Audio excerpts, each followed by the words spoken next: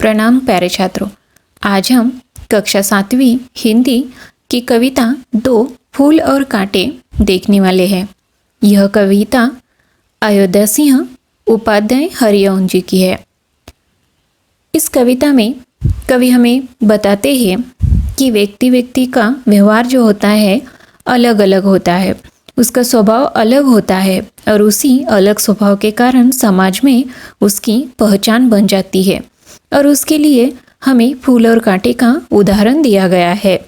फूल और कांटे के माध्यम से वे बताते हैं कि उच्च कुल में अगर कोई व्यक्ति जन्म लेता है लेकिन उसमें दूसरों के प्रति व्यवहार कैसे किया जाए या उसका व्यवहार जो है वो दूसरों के प्रति अच्छा नहीं होता है, उचित नहीं होता है, तो उसका कुल या उसकी कुलीनता उसे समाज में सम्मान नहीं दिला सकती है।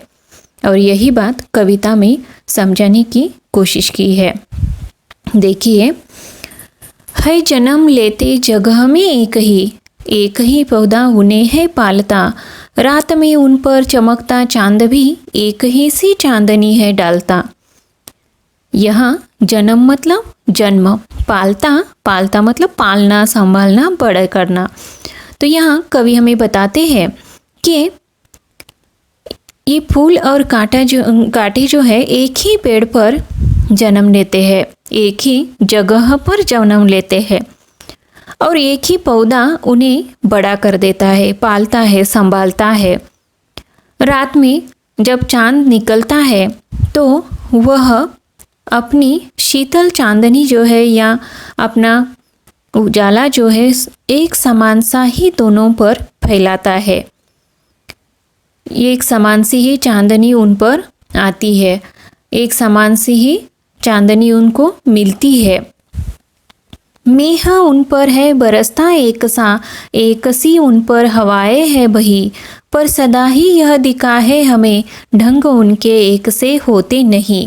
मेह मेघ, ढंग मतलब तरीका। तो यहाँ मेघ जो है जब बरसता है, बारिश आती है, तो ये बारिश का पानी जो है एक समान रूप में ही उन पर बरसता है, यानी कि दोनों में कोई भेदभाव नहीं होता है। जब हवा बहने लगती है तो वो भी दोनों के ऊपर समान रूप से ही बहती है। और ऐसे परिस्थिति में बड़े हुए होने के बाद भी हमें यह दिखाई देता है कि ये फूल और कांटा जो है उनमें अंतर है, क्योंकि उन दोनों के स्वभाव जो है एक से नहीं है, एक से नहीं है, अलग अलग है। छेद कर कांटा किसी की उंगलियां, फाड़ देता है किसी का वरवसन, प्यार डूबी तितलियों के परकतर, भौर का है वेद देता क्षामतन। तो ये कांटा क्या करता है? कांटा जो है कभी भी किसी की भी उंगलियां घायल कर सकता है।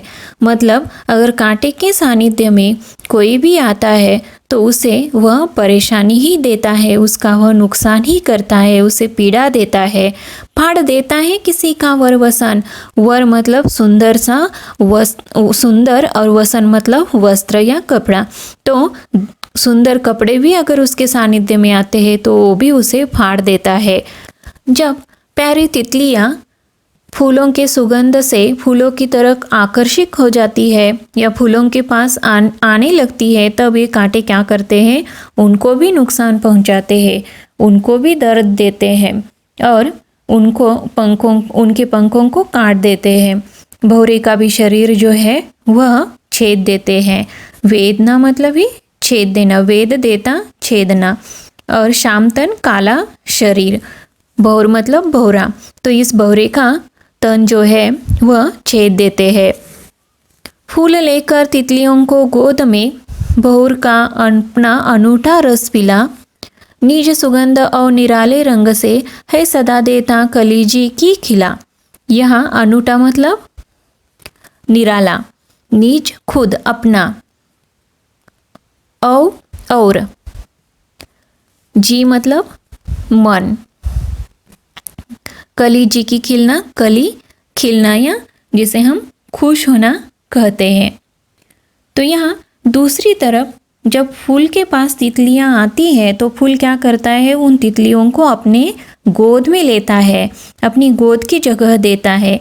भौरे उसके पास आते हैं तो भौरों को अपना रस जो है वो पिलाता है और अपनी सुगंध और रंगों की अनोखी छटा के कारण सबके मन जो है वो क्या करता है, प्रसन्न कर देता है, सबके मन खुश कर देता है खटकता एक सबकी आँख में, दूसरा है सोता सुर शीस पर।